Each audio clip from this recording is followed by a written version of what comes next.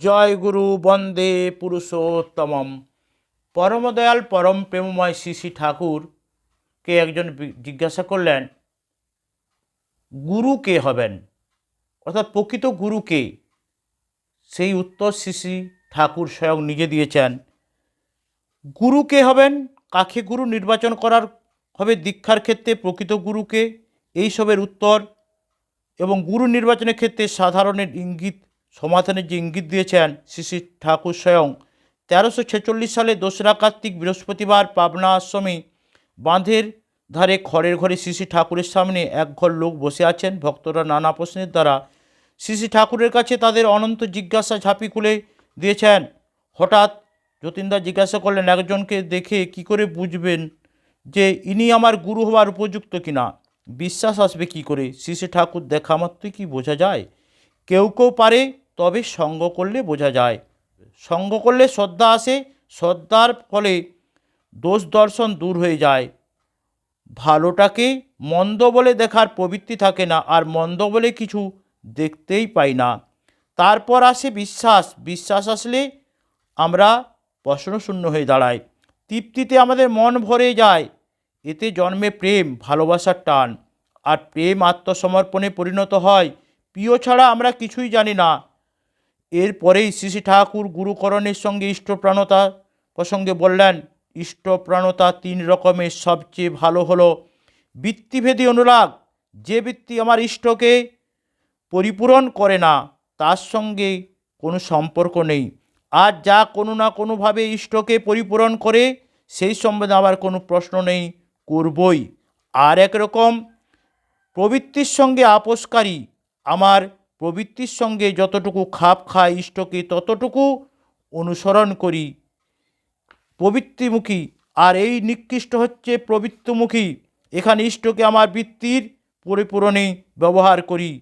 এর থেকে স্পষ্ট উপলব্ধি করা যায় শ্রী শ্রী ঠাকুর গুরুকরণের সঙ্গে সঙ্গে ইষ্টপ্রাণতাকে একত্রিত করে দেখাতেন।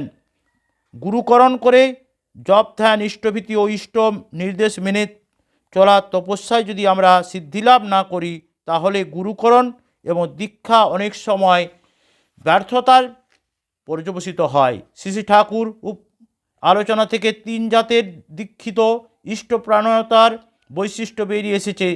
তার মধ্যে থেকে প্রথম, দ্বিতীয়, তৃতীয় শ্রেণীর দীক্ষিত ইষ্টপ্রাণতার কথা খুবই স্পষ্টভাবে শ্রী শ্রী ঠাকুর আমাদের জানিয়ে, প্রথম শ্রেণীর ভক্ত দীক্ষিত ইষ্টপ্রাণ যারা, তাদের অন্তরে যে বৃত্তিভেদী অনুরাগ থাকে, তাতে সে ইষ্টময় হয়ে ওঠে এবং ইষ্টের পরিপূর্ণতাই তার প্রধান উদ্দেশ্য হয়ে দাঁড়ায়। তার পরিচয় হয় সে ইষ্টজেদি ইষ্টপ্রাণ। দ্বিতীয় শ্রেণীর দীক্ষিত গুরুকরণকারী প্রবৃত্তির সঙ্গে আপোষকারী হয়ে কোনো মতে ইষ্টের সঙ্গে সম্পর্ক তৈরি করে। আর তৃতীয় শ্রেণীর দীক্ষিত ভক্তরা ইষ্টকে নিয়ে চলে প্রবৃত্তির পরিপূরণের জন্য। সুতরাং গুরুকরণের সঙ্গে ইষ্টপ্রাণতার সঙ্গে ওঠার যে যোগসূত্র, তার ঠাকুর আমাদের স্পষ্ট করে দেখিয়ে দিয়েছেন। শ্রী ঠাকুর বলছেন, ঈশ্বরের ইচ্ছা তেমনি হবে যেমনি চলবে তুমি, ফসল তোমার তেমনি হবে যেমন উর্বর জমি। প্রভুর প্রতি যেমন নিষ্ঠা, সত্তাও চলে তেমনি নিষ্ঠা নিপুণ অনুরাগে হয়ও মানুষ যেমনি। ভজন যেমন ভাগ্যও তেমন, নিষ্ঠা যেমন যাতে রয়, ভাগ্যদেবী তেমনি করে প্রীতি সোহাগে তেমনি বয়। ঈশ্বরের সৃষ্টি এই পৃথিবীতে তার ইচ্ছাধীন। তোমার চলনা যেমন হবে, তেমনি ঈশ্বরের ইচ্ছাধীন হয়ে তেমন চলবে, তেমনি ফসল ফলবে এই জীবনে। কারণ জমির উর্বরতা তোমার এর উপর নির্ভর করছে। দীক্ষা নিলে জপ ধ্যান ইষ্ট নির্দেশ মানার মধ্য দিয়েই তোমার দেহ মন আত্মরূপ মানব জমিতে যত কর্ষিত হবে, তত তার উর্বরতা বৃদ্ধি পাবে, আর ফসলও ততই ভালো ফলবে। গুরুই তোমার কাছে সাকার ইষ্ট। তার নির্দেশগুলো মেনেই চলার জীবন নীতিতে মূল কথা। তোমার মধ্যে ইষ্ঠা নিপুণ অনুরাগ যদি বর্ধিত না হয়ে ওঠে, তাহলে তুমি তেমনি মানুষ হয়ে উঠতে পারবে না। তুমি গুরুকরণের পরে তার নির্দেশ মতো যেমন ভজন করবে, তোমার ভাগ্যও তেমনি সম্প্রসারিত হবে। আর নিষ্ঠা অনুগত্য কৃতি সম্প্রেগের মধ্য দিয়ে ভাগ্যদেবী তার প্রীতি সোহাগে উদ্দীপ্ত ব্যক্তির বাঞ্ছা পূরণে তৎপর হয়ে ওঠেন। 3 নম্বর ছড়াটিতে ভজন শব্দটি ব্যবহৃত হয়েছে।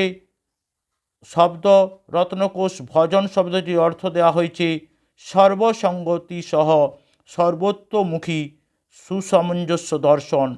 ভজন শব্দটি এসেছে ভিজ ধাতু থেকে, যার অর্থ প্রীতি, সেবা, অনুশীলন, উপভোগ।